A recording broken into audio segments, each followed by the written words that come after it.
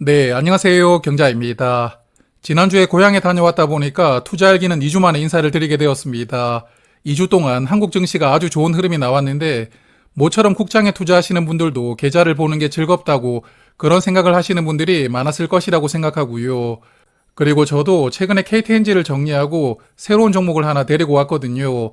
이 종목에 대해서는 잠시 후에 말씀을 드리도록 하고, 자, 그러면 이번 주 주요 이슈부터 간단하게 체크를 하겠습니다. 제가 지난번에도 한번 말씀을 드렸지만 요즘에 금요일만 되면 시장을 불안하게 만드는 큰 이슈가 터지고 있거든요. 이번 주는 트럼프 형님이 별 이야기를 안 하니까 갑자기 중동에 살고 있는 후 아저씨가 등장을 하더라고요. 다들 아시겠지만 이란을 선제 공격했고 이란도 맞받아치면서 다시 중동 리스크가 크게 부각이 되고 있는데 주말 동안에도 계속 이어지고 있습니다. 그리고 특히 여기 보시는 것처럼 이란 가스전이 공격을 받았다고 하는데요. 이렇게 석유를 생산하는 시설까지 공격을 확대하고 있다 보니까 원유 가격은 조금 더 상승할 것이라고 예상되고요.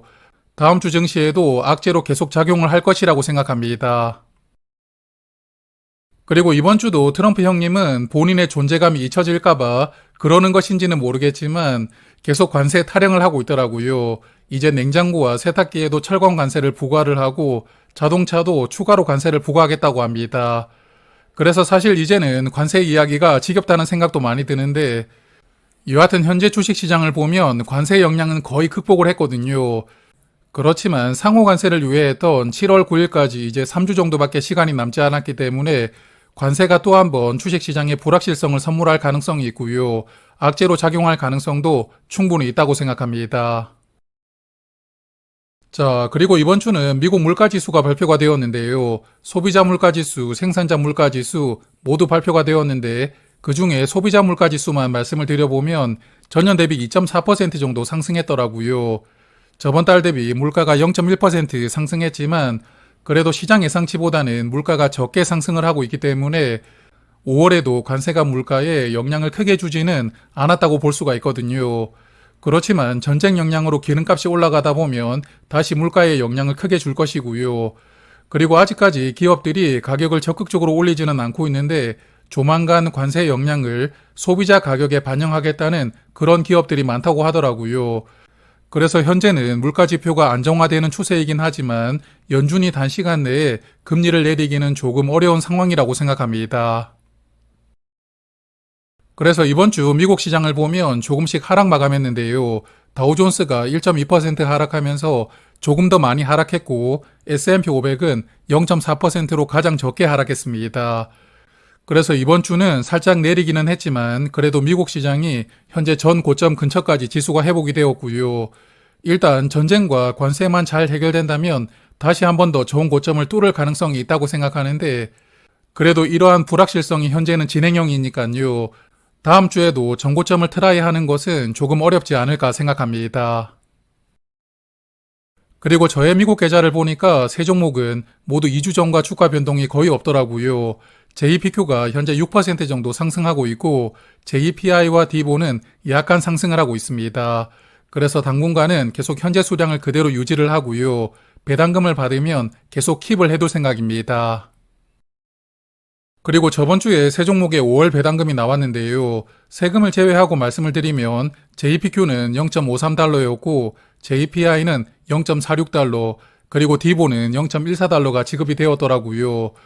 그래서 JPQ와 JPI는 5월 배당금이 평균보다 약 0.1달러 정도 더 많이 지급이 되었는데 최근에는 배당금이 조금 더 확대되면서 지급되는 것 같고요. 그래서 JPQ는 배당률이 9.9%이고 JPI는 7.1%, 그리고 D보는 세금을 제외한 배당률이 4.1% 정도로 세 종목은 매달 배당금을 지급하고 있으니까요. 혹시나 투자를 하고 계시는 분들은 참고해 보시길 바랍니다. 자, 그러면 한국 시장입니다. 뒤늦게 한국 시장도 전성기가 찾아왔는데요. 지난 5월에 이어서 6월에도 주가가 크게 상승하면서 결국 작년 고점을 뚫었고요. 2,900도 뚫었습니다. 그래서 사실 중동 전쟁만 아니었다면 무난하게 3,000을 찍는 그림이었다고 생각하는데 여하튼 외부 변수가 발생을 했으니까 한국 증시에게도 당분간은 부담으로 작용할 것이라고 예상합니다.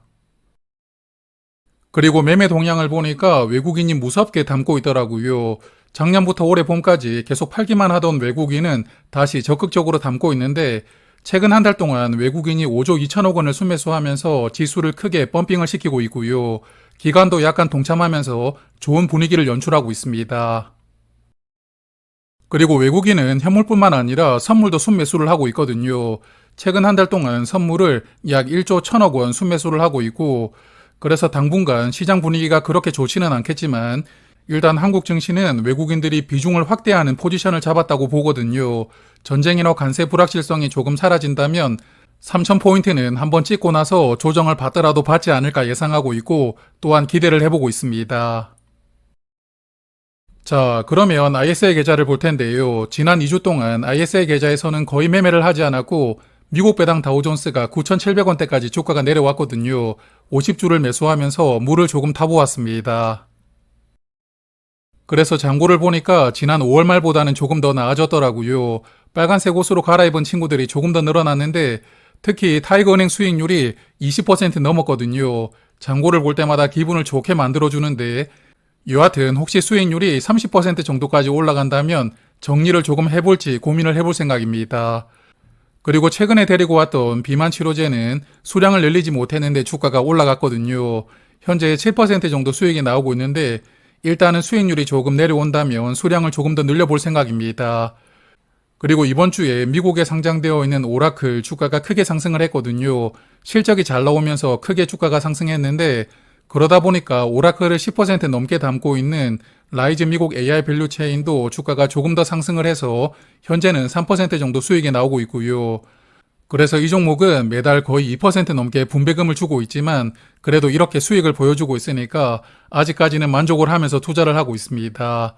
그리고 맥쿼리 인프라는 지난 금요일에 한번 말씀을 드렸고, 그리고 현대차도 거의 평단가 근처까지 주가가 올라왔다가 자동차 관세를 추가할 수 있다는 그런 뉴스 때문에 다시 조금 내려왔는데요.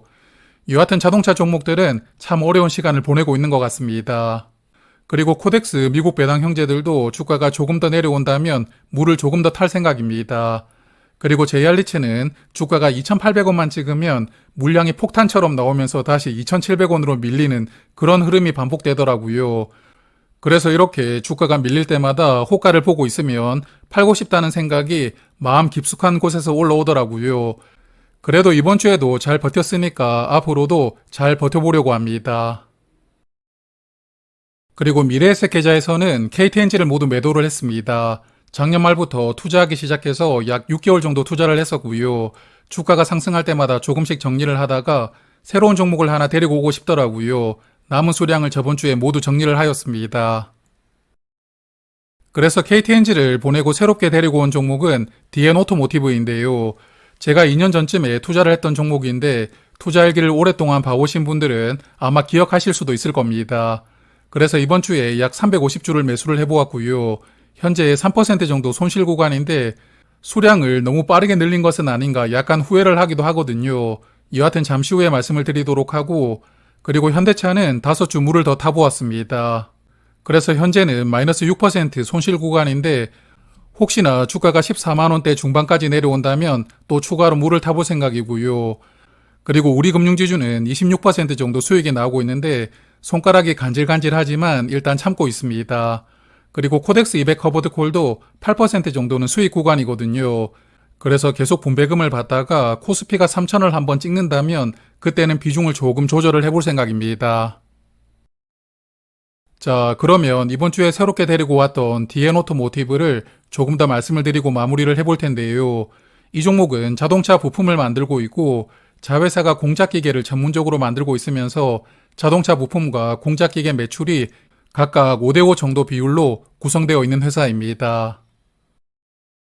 그리고 실적을 체크를 해보면 24년 매출액이 3조 4천억 원 정도였고요.